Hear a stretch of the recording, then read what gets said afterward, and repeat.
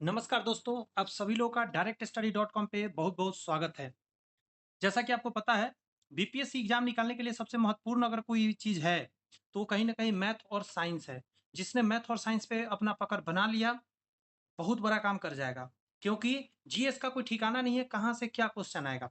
इसीलिए मैं ये बात बोल रहा हूँ और साइंस में भी क्या पढ़ना है, तो आपको पता होना चाहिए एनसीईआरटी और एससीईआरटी बहुत ज़्यादा महत्व रखते हैं। तो अगर एनसीईआरटी और एससीईआरटी महत्व रख रहे हैं, तो कहीं न कहीं हमें इस बात को समझना होगा, उसको पढ़ना पड़ेगा। तो आप कहाँ से लाएँगे? तो मैं लेकर आया हूँ पूरे एनसीईआरटी और एससीईआरटी का क्लास 6 से लेकर पूरा 10th क्लास तक का सारे बुक का। आज डे 8 है, इससे पहले बता देना चाहता हूँ 7 डे में हमने 6 क्लास पूरा कंप्लीट कर लिया है। 7 क्लास के ढेर सारे चैप्टर हमने कंप्लीट कर दिया। आज भी हम लोग 7 क्लास का ही करेंगे। तो आपसे रिक्वेस्ट है कि चैनल को सब्सक्राइब करके बेल आइकन ज़रूर प्रेस कर लीजिए अगर अभी तक आप नहीं किए हैं तो। और इस बात का ध्यान रखेंगे कि इतना आसान नहीं है, लेकिन आसान बनाया जा सकता है। बस आपका साथ का ज़रूरत है। स्टार्ट करने से पहले मैं अपने बारे में थोड़ा-सा बता दूँ, जैसा कि मैंने बताया मेरा नाम दोस्त रोहित कुमार हुआ और आज से नहीं, मैं यदि बात करूँ दोस्त, तो 2009 से ही मैं टीचिंग लाइन में हूँ। तो एक बहुत बड़ा एक्सपीरियंस है, जो आपको बहुत हेल्प कर सकता है। आगे की बात करूँ, तो मैं खुद भी गवर्नमेंट जॉब में हूँ, तो मैं अच्छे से आपको आइडिया दे सकता हूँ कि क्या-क्या मैंने पढ़ा, तो मुझे गवर्नमेंट जॉब लगी, आपको भी लग सकती है। मैं ही नहीं, मेरे यहाँ से बहुत सारे स्टूडेंट आज सफल हैं और गवर्नमेंट जॉब की तैयारी करके, जॉब ले चुके हैं हमसे पढ़ के और आज पैसा कमा रहे हैं। तो मैं चाहता हूँ कि उस लिस्ट में आपका भी नाम आए और आप भी शामिल हो जाएँ।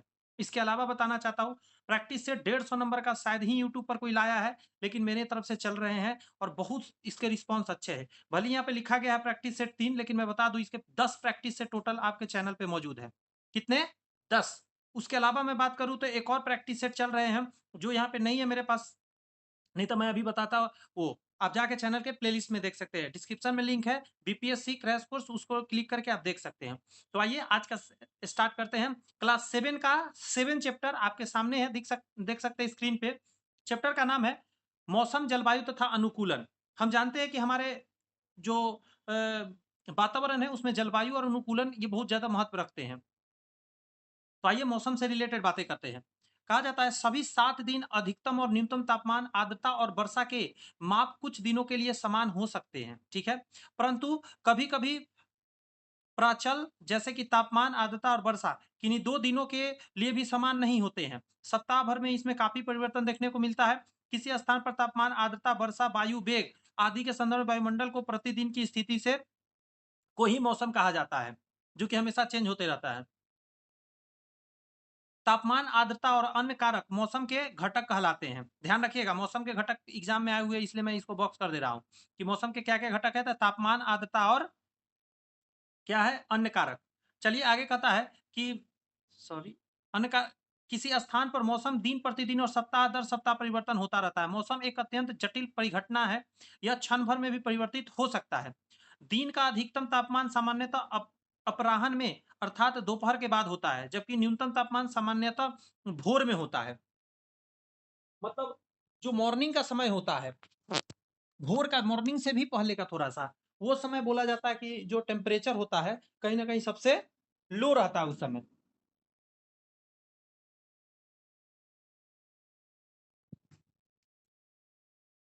चलिए आगे टॉपिक पर ध्यान देते हैं ज़रा। देखिए, ये भी क्वेश्चन पूछा जा सकता है कि टेम्परेचर किस पल सबसे कम रहता है। आगे कहा जा रहा है जलवायु के बारे में। मौसम विज्ञानी प्रतिदिन मौसम संबंधी आंकड़ों को रिकॉर्ड करते हैं। पिछली अनेक दशकों के मौसम के रिकॉर्ड सुरक्षित रखते हैं। इसमें हम किसी स्थान के मौसम के पर्यटन प्रतिरूप का अ, सॉरी पैटर्न यानी प्रतिरूप का निर्धारण करने में सहायता मिलती है। यानी कैसा मौसम रहेगा, वो अंदाजा लगाया जा सकता है। किसी स्थान के मौसम की लंबी अवधि जैसे 25 वर्ष में एकत्रित आंकड़ों के आधार पर बना मौसम का पैटर्न उस स्थान की जलवायु कहलाती है। अब देखिए कितना बड़ा बात यहाँ पे कहा। बहुत लोग ये नहीं जानते हैं कि जलवायु का जो आंकड़ा निकलता है कैसे निकलता है। 25 वर्ष का वहाँ निकाला जाता है कि क्या रहा है वहाँ का मौसम, क्या-क्या चेंज हुआ हर साल, उसी पल, उसी टाइम पे, उसे जलवायु कहते हैं। यदि किसी स्थान का तापमान अधिकांश समय उच्च रहता है, उस स्थान की जलवायु गर्म कहलाती है। यदि इसके अतिरिक्त उस स्थान पर अधिकांश दिनों में भरी वर्षा भी होती है, तो उस स्थान की जलवायु गर्म और आर्द्र भी कहलाती है। आगे कहा जा रहा है जलवायु अनुकूलन। जलवायु का सभी जीवों पर गहरा प्रभाव पड़ता है। जंतु उन स्थितियों में जीने के लिए अनुकूल होते हैं, जिसमें वे रहते हैं। ठीक बात है। अत्यधिक सर्द और गर्म जलवायु में जीवित रहने वाले जंतुओं में स्वयं को चरम शीत और ताप से बचने के लिए कुछ विशेष गुण होते हैं। जो बहुत ज़्यादा ठंड में रहते हैं, बर्फ में रहते हैं, वो उसके शरीर का बनावट अलग होता है। जो बहुत गर्म रेगिस्तान में रहते हैं, उसके शरीर का बनावट अलग है। तो वो प्रकृति ने कुछ उसको चेंज करके शरीर में दिया है, कुछ चेंजिंग। कहता है वे सभी गुण और लक्षण जो जंतुओं को उसके परिवेश से अनुकूलन में सहायक होते हैं, विकास के प्रक्रिया का परिणाम है। नेक्स्ट पॉइंट कह रहा है कि ध्रुवीय क्षेत्र ध्रुवों के समीप स्थित होते हैं, जैसे उत्तरी ध्रुव और दक्षिणी ध्रुव 2 ध्रुव है। अगला कहता है कि ध्रुवीय क्षेत्र के कुछ परिचित देश जैसे Canada, Greenland, Iceland, Norway, Sweden, Finland, America में अलास्का और रूस की साइबेरियाई क्षेत्र है। इसको ध्रुवीय क्षेत्र के नाम से जानते हैं। बात समझ में आ रहा है? जहाँ ध्रुव होते हैं। पता है Bharat, Malaysia, Indonesia, Brazil, Congo गणराज्य, केन्या, युगांडा, नाइजीरिया कुछ ऐसे देश है जहाँ उष्ण कटिबंधीय वर्षा वन पाए जाते हैं। यानी उष्ण उष्ण माने गर्मी, कटिबंधीय वर्षा भी होते हैं, ऐसे वन पाए जाते हैं। भारत का याद रखिएगा, मेनली आपसे भारत का याद रखना है यहाँ की। भारत का कैसा जलवायु? तो उष्णकटिबंधीय वर्षावन। नेक्स्ट कह रहा है ध्रुवीय क्षेत्र। ध्रुवीय क्षेत्र में चरम जलवायु पाई जाती है। ये क्षेत्र सदैव बर्फ से ढके रहते हैं। ध्रुवीय क्षेत्र हमेशा बर्फ से ढके रहते हैं। यहाँ बर्फ के अधिकांश भाग में अत्यधिक सर्दी रहती है। ध्रुवों पर 6 महीने तक सूर्यास्त नहीं होता है और बाकी 6 महीने तक यहाँ सूर्योदय नहीं होता है। मतलब 6 महीना तक दिन ही दिन है। मतलब रात होता ही नहीं है और जब रात होता है तो दिन होता ही नहीं है। बात समझ में आ रही है? कुछ इस सिचुएशन रहता है ध्रुवों पे। सर्दियों में तापमान -37 डिग्री सेल्सियस तक हो जाता है। यहाँ रहने वाले जंतुओं इन चरम स्थिति के अनुकूल हो जाते हैं। ध्रुवीय भालू के सारे शरीर पर सफेद बाल या फर होते हैं, जिससे बर्फ की सफेद श्वेत पृष्ठभूमि से आसानी से दिखाई नहीं देते हैं। जिससे उन्हें अपने परभक्षी यानी शत्रुओं से बचाव में सहायता मिलती है। यानी उसको शत्रु नहीं खा पाता है। तो सफेद भालू कहाँ मिलते हैं? ध्रुवीय क्षेत्रों में मिलते हैं, ध्यान रखिएगा। और टेम्परेचर कितना जाता है? -37 डिग्री सेल्सियस चला जाता है। नेक्स्ट टॉपिक है, साथ ही इनसे उन्हें अपने शिकार को पकड़ने में भी सहायता मिलती है। इन्हें चरम शीत से बचने के लिए इनमें बालों फर की 2 मोटी परतें होती है। ध्यान रखिए बालों की 2 परत होती है, ये बहुत इंपॉर्टेंट हो गया। बाल की फर तो सब जानते हैं लेकिन 2 परत होती है ये जानना पड़ेगा। तथा इसकी त्वचा के नीचे वसा की एक परत होती है। वास्तव में ध्रुवीय भालू का शरीर इतनी अच्छी तरह से शीतरोधी होते हैं कि वे धीमे-धीमे चलते हैं ताकि उनके शरीर का ताप आवश्यक से अधिक ना हो जाए। ये अपने शरीर को बहुत अधिक गर्म हो जाने से बचाने के लिए अक्सर विश्राम करते हैं। आगे कहा जा रहा है गर्म मौसम में भौतिक क्रियाकलापों के बाद ध्रुवीय भालुओं को अपने शरीर को ठंडा करना पड़ता भी है। आगे कहा जा रहा है अतः ध्रुवीय भालू समुद्री जल में तैरते रहते हैं। ये अच्छे तैराक होते हैं। इसके पंजे चौड़े और बड़े होते हैं, जो न केवल अच्छी तरह से तैरने में इसकी सहायता करते हैं, बल्कि इन्हें बर्फ में चलने में भी सहायता करते हैं। तैरते समय ये अपनी नथुनों को बंद करके लंबे समय तक पानी के अंदर रह सकते हैं। ये सब इसका विशेषता है जो कि ध्यान रखना है आपको। क्यों इतना सारा दे रहा है? क्योंकि इससे क्वेश्चन बनते हैं इसीलिए दे रहे हैं।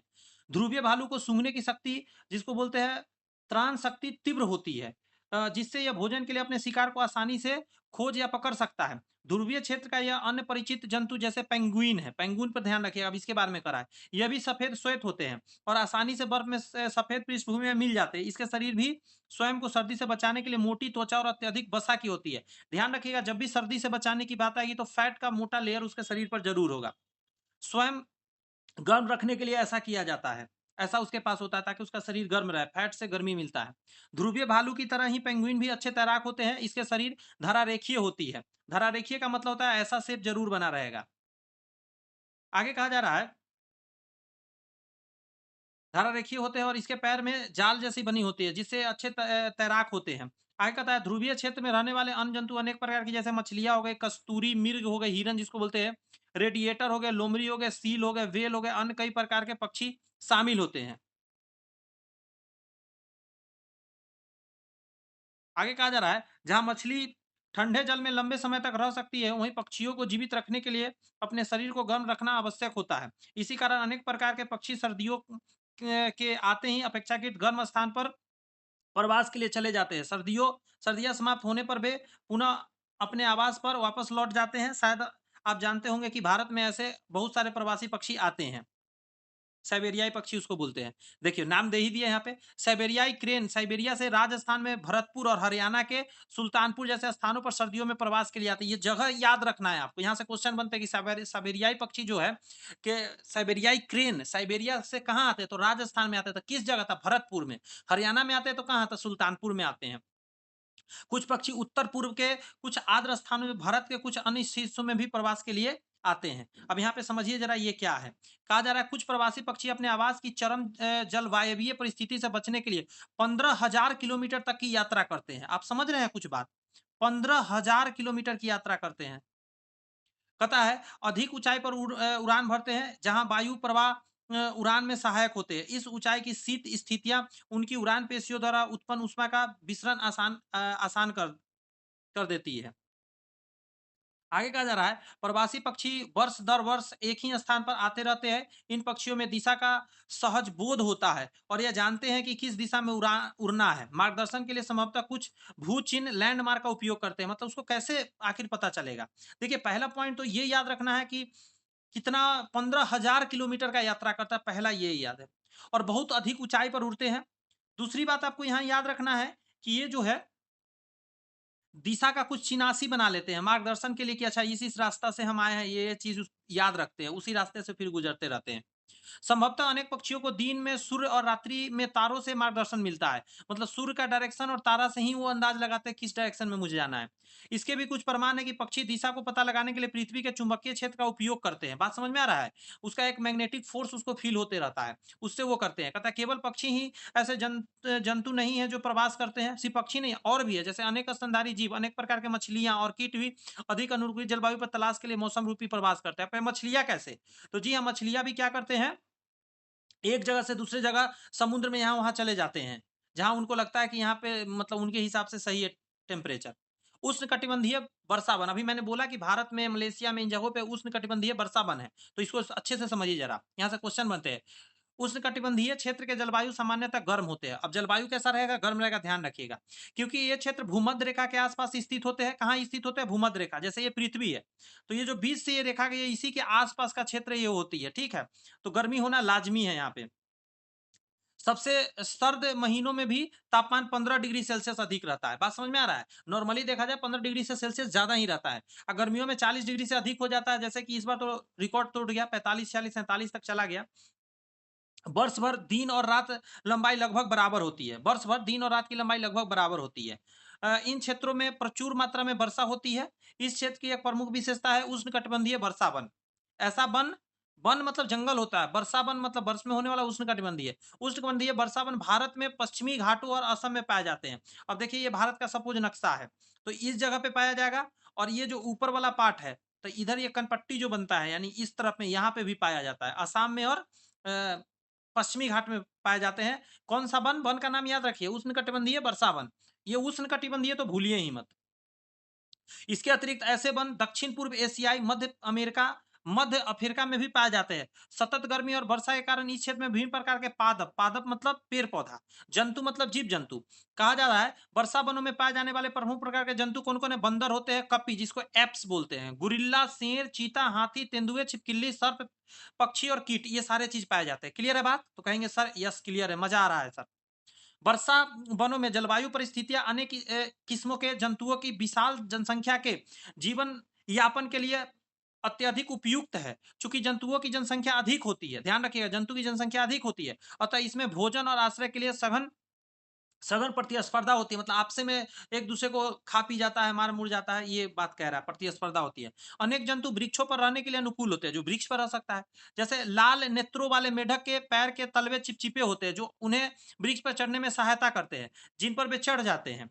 और इन वनों में आवास करने वाले जंतुओं में भोजन के लिए परस्पर स्पर्धा होती है। कुछ जंतु ऐसे भोजन को प्राप्त करने के लिए अनुकूल होते हैं जहां अन्य जंतु आसानी से नहीं पहुंच सकते। उदाहरण के लिए टूकन नामक पक्षी की आगे बढ़ते हैं, थोड़ा-सा 1 मिनट दे दीजिए मुझे। हाँ, कह रहा है कि उदाहरण के लिए टूकन नामक पक्षी की लंबी, बड़ी चोंच होती है, बड़ा-सा चोंच, जिसकी सहायता से वह ऐसी शाखाओं में लगे फलों को भी फलों तक पहुँच सकता है जो बहुत कमज़ोर होती है और उसका भार नहीं सह सकती है। आगे आइए। आगे कहा जा रहा है कि उष्णकटिबंधीय वनों में पाए जाने वाले अनेक जंतुओं में सुनने की संवेदनशील शक्ति, तीव्र दृष्टि, मोटी त्वचा और ऐसे वर्ण रंग की त्वचा होती है जो उन्हें आसपास के क्षेत्र को साथ मिलाकर छद्मावरण करने में सहायक होती है और उनके परभक्षियों में रक्षा करती है। उदाहरण के लिए बिलाव परिवार के जंतु शेर और चीता में मोटी खाल होती है और उनके सुनने की शक्ति संवेदनशील होती है। समझ रहे हैं बात? ये सब समझिएगा जरा, इससे क्वेश्चन बनेगा। अगला कहता है लॉयन टेल्ड लंगूर, जिसे दाढ़ी वाले एप भी कहा जाता है। लंगूर को एप कहते हैं, ध्यान रखिए। बंदर और लंगूर में अंतर होता है, ध्यान रखिएगा। लॉयन टेल्ड लंगूर, ऐसे दाढ़ी वाले एप भी कहते हैं, पश्चिमी घाट के वर्षा वनों में पाए जाते हैं। इसकी सबसे प्रमुख विशेषता चांदी जैसी सफेद श्वेत अयाल है और सिर के चारों ओर गालों और चिबुक ठोड़ी तक रहती है। मतलब सफेद बाल चेहरा पे रहते हैं, मतलब अगर आप उसका चेहरा देखेंगे ना, तो आपको ऐसे-ऐसे इस पे पूरे चारों तरफ बाल दिखेंगे आपको नीचे। गोल तो चेहरा नहीं होती है, थोड़ा लंबा रहती है। यह वृक्ष पर आसानी से चढ़ सकते हैं और अपने जीवन का अधिकांश समय वृक्षों पर ही व्यतीत करते हैं। मुख्यतः फल खाते हैं, बीज, कोमल पत्तियाँ, तने, पुष्प और कलियाँ भी ये खाते हैं। आगे कह रहा है इसी के बारे में कि लॉयन टेड लंगूर वृक्षों की छाल में वास करने वाले कीटों की तलाश में रहते हैं। चूंकि ये लंगूर वृक्षों पर पर्याप्त भोजन जुटा पाने में समर्थ होते हैं, अतः वे भूमि पर यदा कदा ही आते हैं। क्लियर है बात? पेड़ से पेड़ पर ही अपना जीवन बिताते रहता है। भारतीय उष्णकटिबंधीय वर्षा वन का एक अन्य परिचित जंतु हाथी है। चलिए हाथी के बारे में पढ़ते हैं। हाथी अनेक प्रकार के वर्षा वनों में परिस्थितियों के अनुकूल हो गए हैं। सूंड का उपयोग कर नाक के रूप में करता है। सूंड नाक का काम करता है। लंबी सूंड इसके सूंघने की शक्ति बहुत अच्छी होती है। हाथी द्वारा सूंड का उपयोग भोजन को उठाने के लिए भी किया जाता है और पानी वगैरह को पीने में। यद्यपि उसके बाहें दांत, जो बाहर 2 गो दांत निकलाता है, जिन्हें रद कहते हैं, वास्तव में रूपांतरित दांत होती है। इन दांतों से हाथी अपने पसंद के वृक्षों की छाल आसानी से छील लेते हैं। ये जो आप देखते होंगे, आइए मैं एक बार बनाता हूँ। ये सूंड है हाथी का, सपोज कीजिए। और ये जो आप दांत देख रहे हैं, ये जो 2 गो ऐसे दांत लंबा दिखा है, ये दांत का प्रयोग करके छाल नोच लेते हैं और बहुत काम करते हैं अपने और इसका यूज़ करके जीवन यापन करते हैं। अतः भोजन के लिए स्पर्धा के बावजूद हाथी आसानी से अपना भोजन जुटाने में समर्थ होते हैं। हाथी के लंबे बड़े कान होते हैं। बहुत हल्की ध्वनि भी वो आसानी से सुन लेते हैं। वर्षा वनों की गर्म और आर्द्र जलवायु में हाथी को ठंडा रखने में भी उसके कान सहायता करते हैं। हमेशा हवा उसको देते रहते हैं। परीक्षा उपयोगी प्रश्न देख लेते हैं। दीर्घ अवधि जैसे कि 25 वर्ष के लिए मौसम में प्रचलित जो आधार पर तैयार किए गए प्रतिरूप यानी पैटर्न उस स्थान की जलवायु निर्धारित करती है। उष्णकटिबंधीय और ध्रुवीय क्षेत्र पृथ्वी के 2 ऐसे क्षेत्र हैं जहाँ की चरम जलवायु परिस्थितियाँ होती हैं। जंतु उन परिस्थितियों के अनुकूलित होते हैं, जिससे वह वास करते हैं। आगे कहा जा रहा है कि ध्रुवीय क्षेत्रों में वर्षा वर्ष भर बहुत सर्दी रहती है। ध्रुव में वर्ष के 6 महीने तक सूर्यास्त नहीं होते हैं और शेष 6 महीने में सूर्योदय नहीं होते हैं। ये सब बात हमने ऊपर भी पढ़ा है, फिर से रिपीट हो रहे हैं। ध्रुवीय क्षेत्र के जंतु कुछ विशेष गुणों के कारण जैसे कि शरीर पर श्वेत बाल होते हैं, फर होते हैं जिसको बोलते हैं, सूंघने की तीव्र शक्ति होता है, त्वचा के नीचे वसा की मोटी परत होती है। तैरने और चलने के लिए चौड़े और लंबे नखों आदि का प्रयोग मतलब होते हैं, जो अत्यधिक सर्द जलवायु में वो अनुकूलित बना देते हैं ताकि वो रह सके। उष्णकटिबंधीय वर्षा वनों में जंतु इस प्रकार के अनुकूलित होते हैं कि उन्हें अन्य प्रकार के जंतुओं से भी भोजन और आश्रय की आवश्यकता होती है, ताकि वे परस्पर स्पर्धा कम से कम हो सके। अब आइए 8वां चैप्टर चलते हैं, पवन तूफान और चक्रवात। उसी से रिलेटेड थोड़ा-सा है, पवन तूफान और चक्रवात को अच्छे से समझते हैं, ये अलग-अलग तीनों चीज़ है। तो वायु दाब क्या है उसको समझिए। कह रहा है कि वायु दाब डालती है, वायु जो है दाब डालती है, मतलब प्रेशर डालती है। सपोज कीजिए ये है ज़मीन और इसके ऊपर में वायु है। ये सारे क्या करेंगे, नीचे की तरफ प्रेशर लगाएँगे। ज़मीन पे ध्यान रखिए, वही वायु दाब हो जाते हैं। कहता है इस दाब के कारण ही पवन द्वारा वृक्षों की पत्तियाँ, बैनर बैनर और झंडे लहराते रहते हैं, यही प्रेशर के कारण। आगे कहा जा रहा है कि पवन का वेग बढ़ने पर वायु दाब घटता है। गौर से सुनिए, पवन का वेग बढ़ने पर वायु का दाब घट जाता है। यानी हवा का अगर रफ्तार तेज हो गया, तो ये जो प्रेशर है नीचे की तरफ जो प्रेशर लग रहा है वो स्लो कम हो जाएँगे। क्यों? क्योंकि प्रेशर लगाने के लिए इसको रुकना पड़ेगा। जितना स्लो चलेंगे या रुकेंगे उतना ही प्रेशर नीचे क्रिएट करेंगे। लेकिन जब हवा तेज चलेगा तो प्रेशर लगा नहीं पाएँगे, फोर्स के कारण आगे बढ़ते रहेंगे। ये सब चीज़ समझना टेक्निकल बात है। जब बोतल के जब बोतल के मुख पर फूंक मारते हैं, तो मुख के पास की वायु का वेग अपेक्षाकृत अधिक हो जाते हैं। क्लियर है? इससे वहाँ वायु दाब घट जाता है। बोतल के भीतर वायु दाब उसके मुख के निकट के दाब से अधिक हो जाती है। इसी कारण बोतल के भीतर की वायु गेंद गेंद को बाहर की ओर धकेल देता है। आप बात समझे क्या है? सपोज कीजिए कि ये बोतल है, मैंने किसी तरह बना दिया, बात को समझिएगा जरा। अब क्या है, इसके अंदर एक गेंद रखा हुआ है। अब कह रहा है जैसे ही आप यहाँ से फूंक मारते हो ऊपर से, तो ये जो प्रेशर आया वो नीचे गया और ये क्रिएट किया नीचे प्रेशर, तो ये गेंद ऊपर की तरफ निकलना चाहेगा। बात समझ में आया? वही बात यहाँ कह रहा है। नेक्स्ट टॉपिक पर आइए। आगे कह रहा है जब गुब्बारे के बीच के स्थान की वायु का दाब किसी तरह कम हो जाए, तब गुब्बारे के दूसरी ओर बाहर का दाब उन्हें एक दूसरे की ओर धकेलेगा। पवन का वेग बढ़ने से वायु का दाब वास्तव में कम हो जाता है। पवन का वेग बढ़ने से वायु का दाब कम हो जाता है। अब समझिए क्या है। जैसे सपोज कीजिए कि ये गुब्बारा है, गुब्बारा में मुंह बनाना पड़ेगा। सपोज कीजिए मुंह है।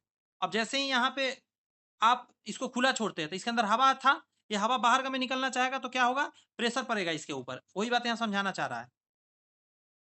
नेक्स्ट टॉपिक आ रहा है, यदि तीव्र वेग की पवन भवनों और झोपड़ियों की छत के ऊपर उठ जाएगी और पवन उसे अपने साथ उड़ा ले जाएगी, गतिशील वायु पवन कहलाती है। जो गति में मूव कर रहा है जो पवन, उसी को हम लोग क्या बोलते हैं, हवा जो चल रही है उसी को तो पवन के नाम से हम लोग जानते हैं। गतिशील होना चाहिए। आगे कह रहा है पवन सदैव अधिक वायु दाब वाले क्षेत्र से कम वायु दाब वाले क्षेत्र की ओर गति करती है। ये तो सोना है आपके लिए, मतलब ये क्वेश्चन कितनी बार एग्जाम में आया हुआ है। अब जैसे सपोज कीजिए, मैं इसको एग्जांपल से समझाता हूं आपको। मैं ऊपर कर दे रहा हूं थोड़ा सा, आप इस पर ध्यान रखिएगा। मैं टिक भी कर दे रहा हूं पहले। पवन सदैव, इस पर फोकस करिएगा। और कह रहा है वायु दाब वाले क्षेत्र से कम वायु दाब वाले क्षेत्र पर जाते हैं। सपोज कीजिए कि मैंने पहले एक जमीन बनाया, ये लैंड है, ठीक है। यहाँ भी वायु है और यहाँ भी वायु है। अब क्या हुआ कि यहाँ पे वायु का प्रेशर ज्यादा है और यहाँ मैं छोटा बना रहा हूँ, यहाँ प्रेशर कम है। यहाँ प्रेशर कम है तो वायु इधर का में जाएगा, क्योंकि यहाँ प्रेशर पड़ रहा है तो वायु नीचे का में दब रहा है, तो किधर का में निकल जाएंगे, इधर का में निकल जाएंगे। तो हवा इस तरफ चलने लगेगा।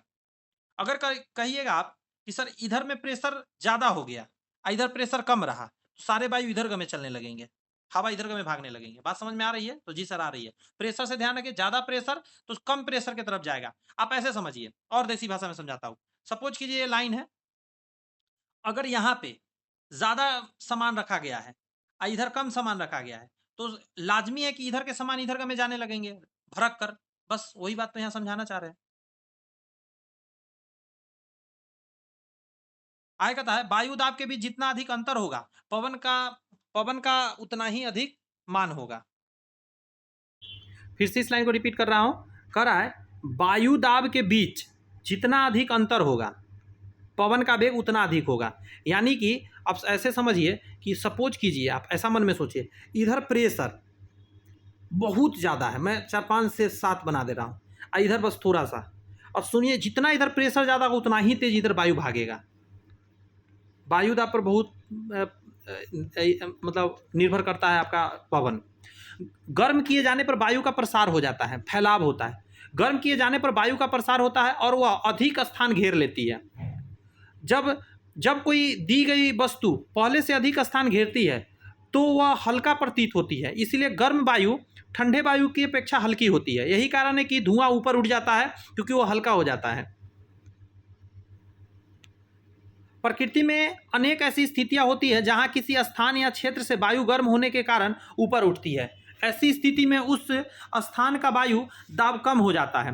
फलस्वरूप उस स्थान के आसपास के क्षेत्र में ठंडी वायु प्रवाहित होकर उस स्थान को घेर लेती है। इससे वायु में संवहन धाराएं स्थापित हो जाती है। फिर से सुनिए, इस लाइन को फिर से मैं पढ़ रहा हूं एक बार आपके लिए। प्रकृति में अनेक स्थितियां होती है जहां किसी स्थान या क्षेत्र में वायु गर्म होने के कारण ऊपर उठती है। ऐसी स्थिति में उस स्थान का वायु कम दाब हो जाती है। फलस्वरूप उस स्थान के आसपास के क्षेत्र में ठंडी वायु प्रवाहित होकर उस स्थान को घेर लेती है। इसे वायु का संवहन धाराएं कहते हैं। अब कहेगा सर इसको समझाइए, सर प्रैक्टिकल नहीं समझ में आ रहा है। चलिए प्रैक्टिकल समझते हैं। सपोज कीजिए कि ये जो ज़मीन है यहाँ पे हल्की हो गई, यहाँ पे वायु क्या है, गर्म हो गई, गर्म हुई। अब क्या हुआ, गर्म हुआ तो ये हल्का हो गया, गर्म होने के कारण ये हल्का हो गया, ये लाजमी ऊपर गमे जाएगा, ऊपर जमे जाएगा। अब समझिए क्या खेला होगा।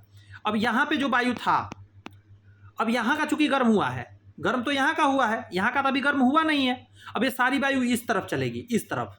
ध्यान रखिएगा, जिस जगह वायु गर्म होकर ऊपर जाएगी, ठंडा वाला वायु उस तरफ जाएगी। इसको संवहन धारा बोलते हैं। कौन सी धारा बोलते हैं? धारा पर ध्यान रखिएगा, संवहनीय धारा बोलती है, क्योंकि गर्मी के कारण ऐसा हो रहा है इसीलिए। और आइए, पवन धारा पृथ्वी के असमान रूप से गर्म होने के कारण उत्पन्न होती है। ऐसी कुछ स्थितियां जिनके कारण पृथ्वी के वायुमंडल में पवन धाराएं उत्पन्न होती है। ये स्थितियां क्या क्या है उसको समझिए, कैसे कैसे आती है। सबसे पहले कह रहा है भूमध्य रेखीय और ध्रुवीय क्षेत्रों का असमान रूप से गर्म होना।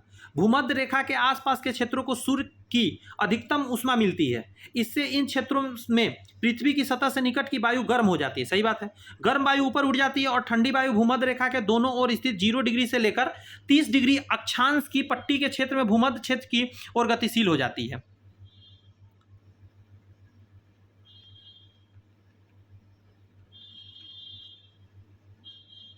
फिर से सुनिए, भूमध्य रेखा के आसपास के क्षेत्रों को सूर्य की अधिकतम ऊष्मा मिलती है, इससे इन क्षेत्रों में पृथ्वी की सतह से निकट की वायु गर्म हो जाती है। वायु ऊपर उठती है और ठंडी वायु भूमध्य रेखा के दोनों ओर 0 डिग्री से 30 डिग्री अक्षांश की पट्टी के क्षेत्रों में भूमध्य क्षेत्र की ओर गतिशील हो जाते हैं। फोटो दिया है क्या? एक सेकंड रुकिए, तो पिक्चर तो इसमें नहीं दिया गया है, मैं समझाऊंगा अभी आपको।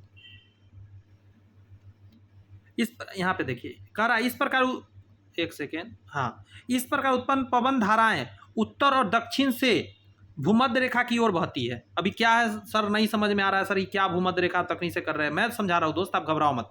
मैंने पृथ्वी बनाने दीजिए, हाई रहा पृथ्वी, यह है भूमध्य रेखा। अब क्या होता है, ये रहा 30 डिग्री, मान लेता हूँ ये 0 डिग्री है, ये 30 डिग्री है, ये 60 डिग्री है और ये पूरा 90 डिग्री मान लीजिए। उसी तरह नीचे मान लेता हूँ 30 डिग्री, 60 डिग्री और 90 डिग्री। क्लियर है? नीचे लिख नहीं रहा हूँ क्योंकि जगह नहीं है मेरे पास। चल लिख भी देता हूँ, एक आध को लिखा जाएगा। यहाँ 30 डिग्री, यहाँ पे 60 डिग्री। अब देखिए क्या होगा, अब घटना क्या होगा कि ये तो ज़्यादा हीट होगी, ये जो आप पोर्शन देख रहे हैं, ये जो बीच वाली है, ये पोर्शन ज़्यादा हीट होगी। अब जैसी भूमध्य रेखा हीट होगी तो आप कॉमन सेंस लगाए, यहाँ का हवा कहाँ जाएगा? तो आप कहेंगे सर यहाँ की हवा जो होगा इस जगह का, ये ऊपर उठने लगेगा। जब ये ऊपर उठेगा तो यहाँ की हवा किस तरफ आएगी? इस तरफ बहने लगेगी, ये क्षेत्र का, और नीचे वाला भी इस तरफ जाने लगेगी। क्लियर है? अब यहाँ का जैसे इस तरफ आएगी तो इधर वाला फिर इधर आने लगेगी। बात समझ में आ रही है? इधर वाला इधर जाने लगेगी और ये वाला फिर इधर का में आएगी, ये इधर जाएगी। वही बात तो यहाँ बोल रहा है कि भूमध्य रेखा सारा खेला कर रहा है। यानी भूमध्य रेखा कहाँ पे है? ट्रॉपिक, ये बीच में है सबसे, ठीक है। विषुवत रेखा भी भूमध्य रेखा को ही बोलते हैं। अब ये बीच में है तो सारा जितने भी मतलब हवा चलेंगे वो इस तरफ से इस तरफ चलेंगे और इस तरफ से इस तरफ चलेंगे, क्योंकि मेन जो हीट हो रहे हैं वो बीच वाला पोर्शन हो रहा है और बीच वाला हीट होकर ऊपर उठ रहे हैं, तो दोनों तरफ के किधर आ रहे हैं? इस तरफ ऐसे मूव कर रहे हैं। क्लियर है? माइंड में आया? यही बात मैंने अभी पैराग्राफ में पढ़ा था।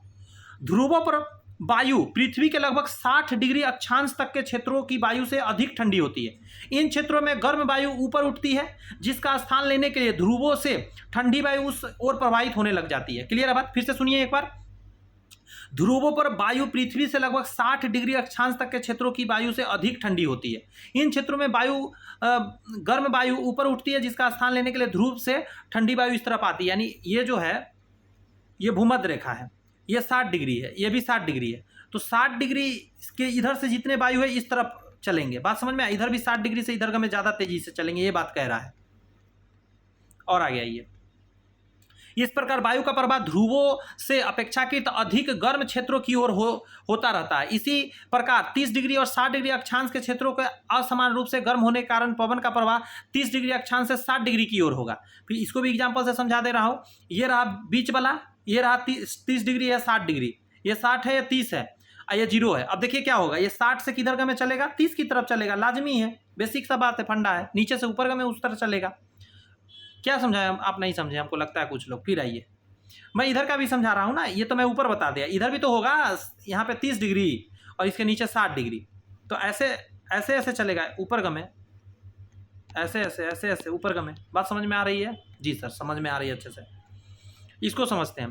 कह रहा पवन के प्रवाह की दिशा उत्तर दक्षिण दिशा में उत्तर से दक्षिण की ओर तथा दक्षिण से उत्तर की ओर होता है। दिशा में यह परिवर्तन पृथ्वी के घूर्णन के कारण होता है। वही बात जो मैं अभी समझाया उसी को यहाँ लैंग्वेज में लिखा है। तो ये क्या था? एक नंबर को पढ़ लेते। एक नंबर था भूमध्य रेखीय और ध्रुवीय क्षेत्रों का असमान रूप से गर्म होना। बात समझ में आया? यही रीजन, एक पोर्शन ये ठंडा है, नीचे ये ठंडा है और बीच वाला ये पोर्शन गर्म है, इसीलिए हवा ऐसे चलेगा और हवा ऐसे चलेगा। यही बात अभी सारा सीखे हैं आप इतना देर में। अब यहाँ पर ये एक और नया तरीका ये कर रहा है, थल और जल का असमान रूप से गर्म होना। मैं पहले देसी भाषा में समझा देता हूँ, फिर आपको मैं आगे पढ़ के समझाऊंगा। ये भूमध्य रेखा। अब भूमध्य रेखा फिलहाल भूल जाइए, कहीं भी एक जगह लीजिए जहाँ पे ये नदी है या पानी का जगह है और ये स्थल है। अब यहाँ पे पानी होगा तो यहाँ पे टेम्परेचर क्या होगा, दिन के समय की बात कर रहा हूँ, यहाँ टेम्परेचर क्या होगा, कम होगा। यहाँ टेम्परेचर ज़्यादा होता है, हवा किधर का में चलेगा, आप कहेंगे तीर पर ध्यान दीजिएगा, इस डायरेक्शन में चलेगा हवा, क्योंकि इधर एक सेकेंड सॉरी, फिर से समझते हैं, पढ़ लेते हैं जरा, फिर उसको ध्यान देते हैं। ग्रीष्मकाल यानी गर्मियों में थलीय क्षेत्र से अधिक तेजी से गर्म होता है। गर्म का दिन है सपोज कीजिए, और ये कोई स्थान है, ये पानी है, गोल वाला में पानी है, और ये कोई जमीन है, स्थान है, तो स्थल ज़्यादा गर्म होता है, यही कह रहा है। गर्मी के दिन में तेजी से गर्म होता है और अधिकांश समय थल का ताप समुद्र जल की अपेक्षा अधिक होता है, इधर टेम्परेचर ज़्यादा होता है। अब होगा क्या, मैं सही समझाया था आपको, मुझे लगा कि मैं कहीं मिस्टेक तो नहीं कर रहा हूँ, लेकिन नहीं, सही समझा था। थल पे गर्मी ज़्यादा हो गई, अब जैसी गर्मी हुई तो यहाँ का टेम्परेचर मतलब वायु कहाँ जाएगा, ऊपर का में चला जाएगा, गर्म हो गया ना ये जगह तो ऊपर चला गया। अब समुद्र की तरफ से वायु किधर का में आ जाएगा, इधर का में आना चाहेगा, यहाँ का ऊपर गया ठंड होने की वजह से, और इधर से समुद्र से आएगा तो ठंडा ठंडा ठंडा ठंडा पवन आपको अच्छा फील होगा। यानी समुद्र के किनारे घर, इसीलिए समुद्र फेसिंग घर बनते हैं। आएगा तो थल के ऊपर की वायु गर्म होकर ऊपर उठ जाती है, मैंने अभी यही बात बोला, और इससे पवन जो है समुद्र से थल की ओर बहती है, यही मानसूनी पवन कहलाती है। बात समझ में आया, इसी को मानसूनी पवन बोला जाता है, कि समुद्र की तरफ से हवा निकल के आ रहा है किधर, पृथ्वी पर, और इससे बारिश होता है। शीतल यानी सर्दियों में पवन के प्रवाह की दिशा विपरीत हो जाती है, अर्थात यह थल से समुद्र की ओर हो जाती है, उल्टा डायरेक्शन हो जाती है। समुद्र से आने वाली पवन अपने साथ जल वाष्प लाती है, जिससे अधिक वर्षा होती है, यही प्रक्रम जल चक्र का कारण हो जाती है। आपके माइंड में कुछ आ रहा होगा कि जल चक्र कैसे चल रही है, फिर से एक बार सुनिएगा, कहा रहा है क्या, शीतकाल यानी सर्दियों में पवन की प्रवाह की दिशा विपरीत हो जाती है, अर्थात यह थल से, ध्यान रखिए, जमीन से समुद्र की ओर बहने लगती है। समुद्रों से आने वाली पवन अपने साथ जल वाष्प लाती है, जिससे वर्षा होती है, यह प्रक्रम चलते रहता है। तो वर्षा कब होगी, ठंड में या गर्मी में, तो आप खुद कहेंगे सर गर्मी में होगा, क्योंकि गर्म, आप समझिए ना जरा, सपोज कीजिए बाउंड्री लाइन है, इधर है पानी, इधर पानी है और इधर जमीन है। अब गर्मी के दिन में इधर हीट होगा तो इधर का में हवा चलेगा, तो समुद्र का पानी किधर आ जाएगा, इस तरफ आएगा, तो इधर वर्षा अच्छा खासा होगा। लेकिन ठंड में वर्षा समुद्र की तरफ होती है, और जमीन पे वर्षा कम होती है ठंड में, ये चीज़ आप फील किए होंगे, आज समझ में आ रहा होगा अच्छा से आपको। गर्म मानसून हवाएं अपने साथ जल वाष्प लाती है, जिससे वर्षा होती है। जी हाँ, आएगा था बादल, बादल सुनिएगा और से, बादल वर्षा लाते हैं और हमें आनंद का अनुभव कराते हैं। कह रहा है हमारे देश में किसान अपनी फसल के लिए प्रमुख रूप से वर्षा पर निर्भर है, यद्यपि वर्षा सदैव सुखदायी नहीं होती है, कभी कभी वर्षा बहुत ज़्यादा समस्या जन्म दे देती है, जब बहुत तेज में हो जाती है, बहुत ज़्यादा हो जाती है। इसलिए कुछ प्राकृतिक घटनाएं ऐसी परिस्थितियों को जन्म देती है जिससे कभी कभी आपदाएं आती है, इनसे मनुष्य, जंतुओं और पादपों के जीवन के लिए संकट उत्पन्न हो जाती है। जी हाँ, और आगे आइए, आगे कहा जा रहा है तरित, झांझा और चक्रवात। ये तरित झांझा क्या है, चक्रवात क्या, अच्छे से समझिएगा, यहाँ से क्वेश्चन आते हैं, इसलिए मैं बार बार बोल रहा हूँ, ये लाइन आते हैं क्वेश्चन माइंड में रखिए। तरित झांझा भारत जैसे गर्म, गौर से, भारत जैसे गर्म, आर्द्र और उष्णकटिबंधीय क्षेत्रों में अक्सर विकसित होते हैं। ताप में वृद्धि होने के कारण ऊपर की ओर उठती हुई पवन प्रबल हो जाती है।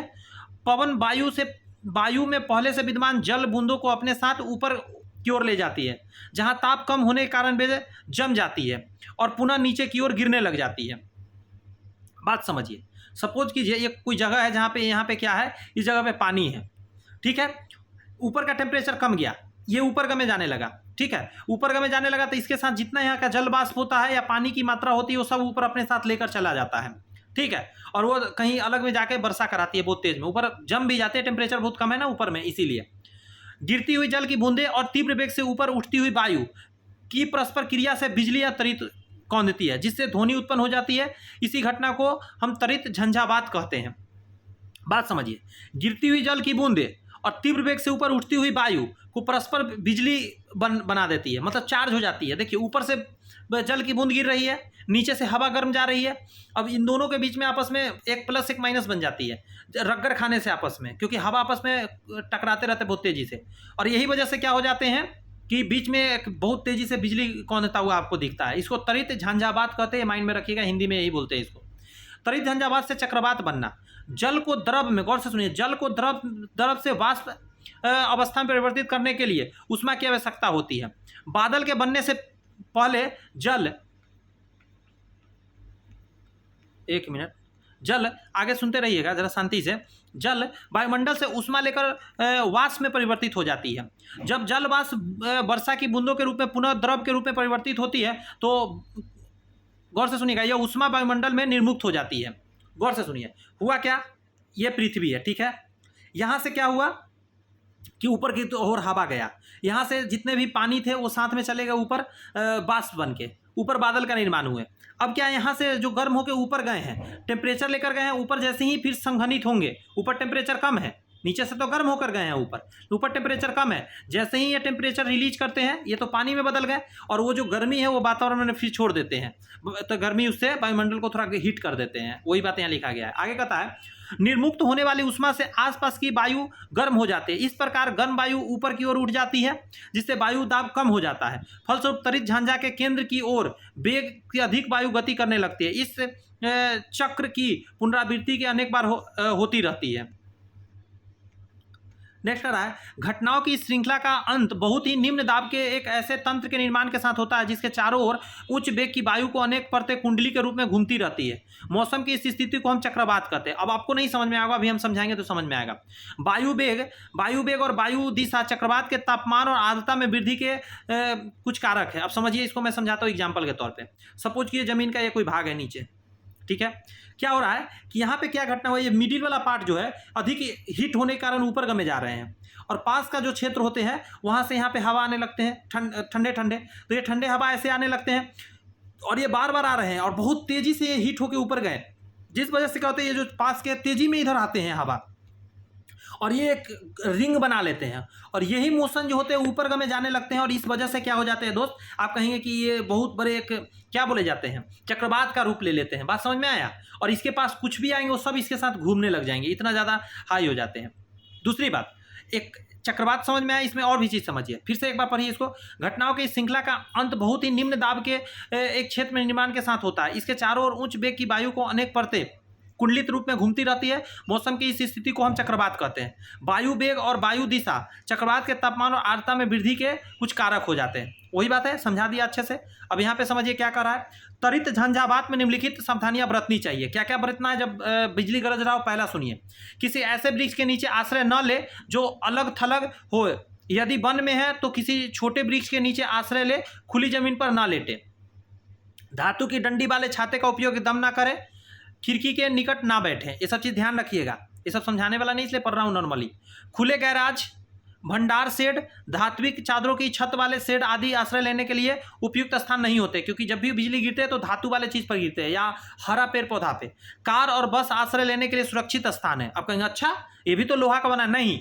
जब कार और बस के अंदर आप होते हैं तो जैसे ही ऊपर से गिरेगा तो चारों तरफ बस पे आ जाएंगे और फिर जमीन में चले जाएंगे जो बिजली होंगे। यदि जल में है तो बाहर निकलकर किसी इमारत में चले जाएं। चलिए ये सब समझ में आ गई।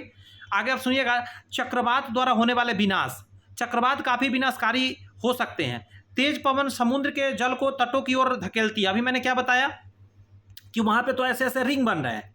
अगर ये जमीन पर है तो जो भी उसके संपर्क में आएगा, घर आएगा, पेड़ पौधा आएगा, सब इसमें उखड़ के नचने लगेंगे। लेकिन ये अगर पानी के अंदर चला गया तो पानी को भी नहीं छोड़ेगा, अपने साथ ले लेगा। और ये जमीन पर अगर आ गया फिर तो भाई साहब बहुत मैटर हो जाएगा, सुनामी आ जाएगा। उसके बाद कहता है चक्रवात काफ़ी विनाशकारी हो सकते हैं। तेज पवन समुद्र के जल को तटों की ओर धकेलती है। भले ही चक्रवात तट से सैकड़ों किलोमीटर दूर हो, यह चक्रवात के आगमन के पूर्व संकेत होते हैं। पवन द्वारा उत्पन्न होने वाले जल की लहरें इतनी शक्तिशाली होती है कि इसके आघात से कोई भी व्यक्ति बच नहीं सकता है। ध्यान रखिएगा इस बात को। आगे कहा जा रहा है कि चक्रवात के क्षेत्र में निम्न दाब के कारण उसके केंद्र में जल सतह उच्च स्तर तक उठ सकते हैं। उठता जल 3 से 12 मीटर की ऊंचाई तक उठ सकते हैं। ऐसा लगता है मानो जल की दीवार सी खड़ी हो गई है, बढ़ती आ रही है। आप समझ रहे हैं, अगर सपोज कि ये जमीन पर आप तो ये जो जल है ऐसे उठ के, सॉरी ये नहीं, ऐसे उठ के, और ये बहुत ऊंचे लेयर में आ सकते हैं। इसका लंबाई देख रहे हैं, 3 से 12 मीटर तक उठ सकता है। ये ध्यान रखिएगा, इस पे क्वेश्चन बना हुआ है एग्जाम में, मैं देखा हूँ पहले के एग्जाम में पूछा गया है। इसके परिणाम स्वरूप समुद्र का पानी कम ऊंचाई तक स्थित तटीय क्षेत्र में प्रवेश कर जाते हैं, जिससे जीवन और संपत्ति की बहुत हानि होती है। पानी मृदा के उर्वरता को भी बहुत कम कर देती है। चक्रवात के तट को पार करते समय होने वाले लगातार वर्षा बाढ़ की स्थिति को भी भयावह बना देती है। चक्रवात अपने साथ अति उच्च वेग की पवन भी लाती है, जो घरों, दूरभाष संख्या और अन्य जितने भी बिजली के है, वृक्ष है आदि बहुत चीज़ को हानि पहुंचाती है। फसल वसल सब खत्म हो जाती है। यहाँ पे दोस्त ये भी कंप्लीट होता है, इसके आगे भी हम लोग करेंगे, चूँकि आधा घंटा से ऊपर का सेशन चल चुका है, 40 मिनट होने जा रहा है। तो आपसे बस इतना ही रिक्वेस्ट करूंगा कि अगर सेशन पसंद आ रही है, आप खुद देख रहे हैं कि कितना बेहतरीन सा कलेक्शन लेकर आया हूं आपके लिए, तो आपसे रिक्वेस्ट है चैनल को सब्सक्राइब करके बेल आइकन जरूर प्रेस कर लीजिए। इसके अलावा एक जानकारी देना चाहेंगे, चैनल पे मैथमेटिक्स से लेकर हर सब्जेक्ट के वीडियो अपलोड होते हैं। डिस्क्रिप्शन में लिंक है, बीपीएससी का स्पेशल बना हुआ है, स्टेट के लिए स्पेशल बना हुआ है, और अगर अदर एग्जाम का तैयारी करते हैं उसके लिए भी बना हुआ है। आप वहां से क्लिक करके आप पूरा देख सकते हैं, अच्छे से समझ सकते हैं। इसके अलावा बता दो 150 नंबर का प्रैक्टिस सेट जरूर कीजिएगा, मैं डाल रखा हूं। अगर वीडियो पसंद आए लाइक कर दीजिए। मिलते हैं नेक्स्ट वीडियो में, तब तक के लिए खुश रहिए, मस्त रहिए। All the best. Thank you दोस्त।